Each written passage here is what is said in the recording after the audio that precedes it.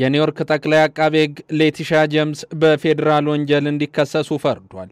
በፈረንጆቹ 23 በትራምፕ ላይ የሲቪል ማጭበርበር ምርመራን የመረመሩት ጄምስ በምስራቃዊ ቨርጂኒያ አሌክሳንድሪያ በባንክ ማጭበርበር ወንጀል መከሰሳቸውን የፍርድ ቤት ሰነዶች ጠቁመዋል። በኖርፎክ ቨርጂኒያ የሚገኝ ቤት ብድርን በተመለከተ ለፋይናንስ ተቋም ሐሰተኛ መረጃን ሰጥተዋል ሲልም አቃቤ ሕግ ከሷቸዋል። እኚህ ሰው በዶናልድ ትራምፕ ታት ከተቀሰረባቸው ከፍተኛ የፌደራል ባለስልጣናት መካከልም አንዷ ናቸው። ጄምስ በመግለጫቸው ላይ ፕሬዚዳንቱን የፍትህ ስርዓታችንን የማጥቂያ መሳሪያ አድርገውታል፣ ይህንን የሚያደርጉት ደግሞ ሆን ብለውና ፖለቲካዊ ዓላማቸውን ለማሳካት ነው ሲሉም እጃቸውን ቀስረውባቸዋል። ትራምፕ በሐማስና እስራኤል ጦርነት የተመሰገኑትን ያህል በአገር ውስጥ ፖለቲካ ግን እዚህ ግባ የሚባል ስራን እየሰሩ እንዳልሆነም የሚያነሷቸው በርትተዋል። እነዚህ ክሶች መሰረተ ቢስ ናቸው። የፕሬዚዳንቱ የአደባባይ መግለጫዎች ግባቸው ምንም ይሁን ምንም ፖለቲካዊ ቅጣት ብቻ እንደሆነ በግልጽ ያሳያሉ። ጉዳዩን የያዙት የአሜሪካ አቃቤ ሕግ ሊንዘን ሃላጊ በበኩላቸው ጉዳዩ ማንም ከሕግ በላይ እንዳልሆነ ያረጋገጠ ነው ብለውታል። ትራምፕ በቅርቡ አቃቢያነ ሕጎች የወንጀል ክስ እንዲመሰርቱ በይፋ ግፊት አድርጓል። የፌደራል ሕግ አስከባሪዎች ክስ እንዲመሰርቱም እያስገደዱ ነው። ይሁላ የሆነው የኒውዮርክ ግዛት ጠቅላይ አቃቤ ሕግ ስራዬን ስለሰራው ነው ሲሉም ነው አቃቤ ሕጓ የገለጹት። ክሶች ሆን ተብሎ የወንጀል ድርጊቶችና ከፍተኛ የሕዝብ አመኔታን የሚጥሱ ናቸው ሲሉም ገልጸውታል። በዚህ ጉዳይ ላይ ያሉት እውነታዎችና ሕጎች ግልጽ ናቸው። ፍትህ እንዲሰፍን እነሱን መከተላችንን እንቀጥላለን ሲሉ ደግሞ በጉዳዩ ላይ አስተያየታቸውን የሰጡት ሊንዚ ሃሊጋን የተባሉት የትራምፕ ሁነኛ ደጋፊ ናቸው።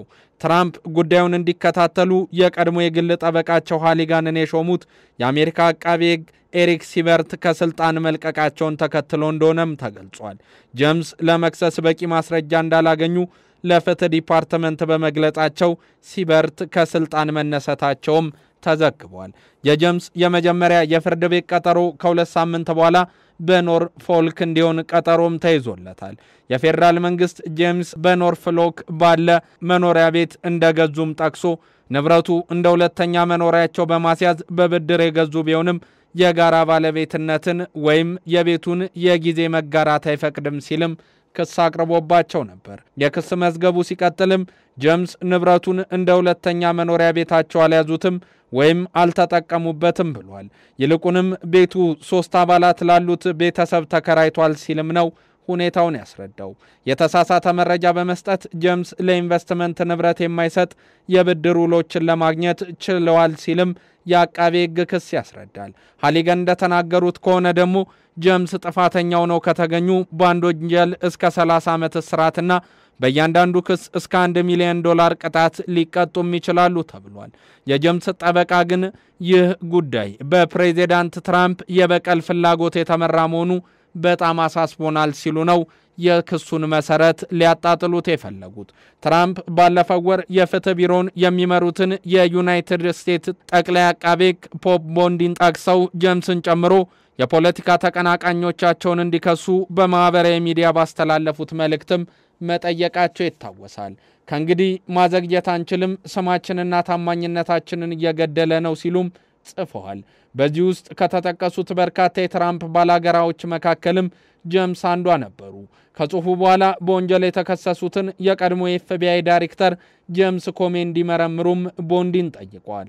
ለኮንግረስ የውሸት መረጃን ሰጥተዋል በሚልም ቢከሰሱም ጥፋተኛ አይደለም ሲሉም ነው የተሰሙት። አዎ ዶናልድ ትራምፕ በክስ ሰበብ ፖለቲካዊ ጥቃትን ጀምረዋል የሚሉት እነዚህ ተከሳሾች ከፍርድ ቤቱ ውጪ በተደጋጋሚ ያጠቋቸው እንደነበረም አንስተዋል። ጄምስ በበኩላቸው ፍርድ ቤቶች ትራምፕ ከሕግ በላይ አይደሉም ብለው ወስነዋልም ብለዋል። ጄምስ እንደተናገሩት ቢሮአቸው በትራምፕና በድርጅታቸው ላይ የከፈተውን ክስም ይደግፋሉ። ሌላኛው በሳምንታት ልዩነት ተከሰው የነበሩት የዲሞክራቲክ ፓርቲ የኒውዮርክ ገዢ ካቲ ሃችል በበኩላቸው የጄምስ ክስ ጉልበተኞችን ተጠያቂ የሚያደርጉትን ለመቅጣት የፍትህ ቢሮውን መሳሪያ ከማድረግ የዘለለ አይደለም ብለዋል። ፌደራል ሪዘርቨር ተብሎ ከሚጠራው የአሜሪካ ላይ ባንክ 7 ገዢዎች መካከል አንዱ የሆኑት ሊሳ ኩክም እንደዚሁ ከተከሰሱት መካከል ይገኛሉ።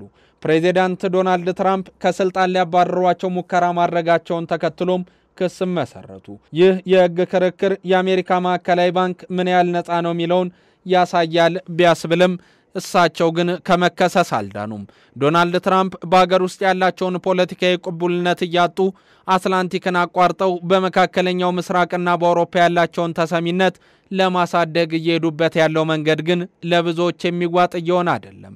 አዎ ትራምፕ የሹምሽር ሂደትን ፖለቲካዊ ለምድ አልብሰው በማምጣት የተለያዩ እንቅስቃሴዎችን ለመፈጸም ሲያሻቸውም ያሻቸውን ባለስልጣን ለማስወገድ በርካታ ስራዎችን ሲሰሩ ታይተዋል።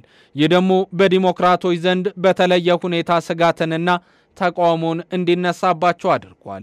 እሳቸው ያነጣጠሩ የሚከሱት ዲሞክራቶችን ነው እንጂ በሪፐብሊካን በኩል ያለን ድክመት ማየት አይፈልጉም የሚሉት በሴኔቱ የዲሞክራት ተወካዮች ነገሩን በዚህ የሚቀጥል ከሆነ ግን እችን ሀያል ሀገር ኢዲሞክራሲያዊ ለማድረግ ከትራምፕ ውጪ ማንም አይገኝም ሲሉም ተደምጧል።